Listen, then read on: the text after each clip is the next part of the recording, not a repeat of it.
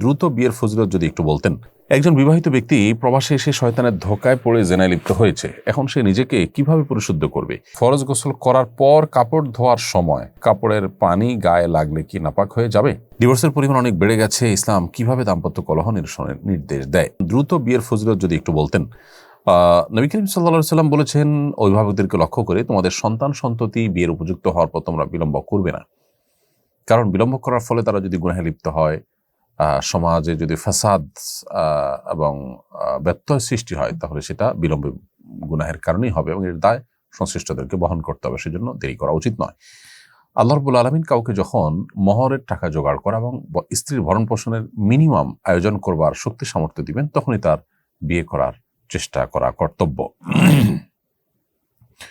এমনকি আল্লাহ সুবহানাহু ওয়া তাআলা অভিভাবকদেরকে নির্দেশ করেছেন, আনকিহুল আয়ামা মিনকুম ওয়াস-সালিহিনা মিন ইবাদিকুম ওয়া ইমানিকুম ইন ইয়াকুনু ফুকারা ইউগনিহিমুল্লাহু মিন ফাদলিহি। অভিভাবকদেরকে আল্লাহ নির্দেশ করেছেন, তোমরা যারা অভিভাবক, তোমরা তোমাদের অধীনস্থ যারা আছে, ছেলে মেয়ে এবং অন্য যারা আছে অধীনস্থ তোমাদের, তাদেরকে তোমরা বিবাহ দাও যদি তারা দরিদ্র হয়, গরিব হয়। বিবাহের বরকতে আল্লাহ রাব্বুল আলামিন তাদেরকে সচ্ছল করে দিবেন। এই আয়াত থাকার পরও যদি আমরা আর্থিক অজুহাতে, পায়ে দাঁড়াবার অজুহাতে বিবাহ বিলম্ব করে, সেটা হবে আমাদের কোন হাদিসের খেলাফ আমল করা।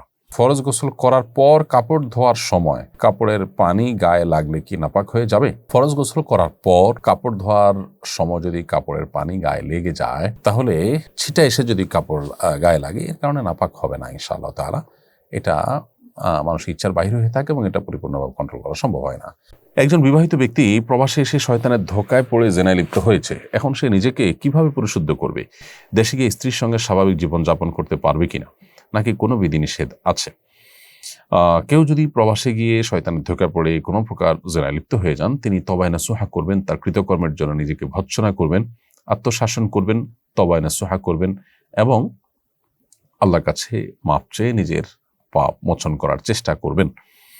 কিন্তু তার এই অপরাধ কর্মের কারণে তার স্ত্রীর সাথে সম্পর্কে কোনো ছেদ পড়বে না বা সেখানে কোনো প্রকার সমস্যা তৈরি হবে না। বিধায় তিনি তার স্ত্রীর সাথে স্বাভাবিক জীবন যাপন করতে পারবেন। ডিভোর্সের পরিমাণ অনেক বেড়ে গেছে, ইসলাম কিভাবে দাম্পত্য কলহ নিরসনের নির্দেশ দেয়? ডিভোর্সের পরিমাণ বেড়ে গেছে, এটা আজ নতুন নয়। আমাদের সমাজে পরিবার ব্যবস্থাপনাকে ভাঙার জন্য ফেমিনিস্টরা নানা ধরনের ষড়যন্ত্রের জাল তারা আঁটছে এবং পৃথিবীর উন্নত দেশগুলোতে পরিবার ব্যবস্থাপনা মুখ থুবড়ে পড়ে গেছে অনেক আগেই। আমাদের পরিবার ব্যবস্থাপনা এখন মুখ থুবড়ে পড়ার উপক্রম। এর অন্যতম কারণ হলো ইসলামী যে আপনার পারিবারিক জীবন ব্যবস্থা, সেটা থেকে আমরা দূরে সরে যাচ্ছি এবং নানাভাবে আমাদের উপরে আপনার ইসলাম বিরোধী নানান ধ্যান ধারণা এটাকে চাপিয়ে দেওয়া হচ্ছে এবং ইসলামী পরিবার ব্যবস্থাপনাকে ভেঙে ফেলার ষড়যন্ত্র করা হচ্ছে। দাম্পত্য জীবনকে, বৈবাহিক জীবনকে কঠিন করে তোলা হচ্ছে, জটিল করে তোলা হচ্ছে, আর বিবাহ বহির্ভূত সম্পর্কগুলোকে সহজ করে তোলা হচ্ছে।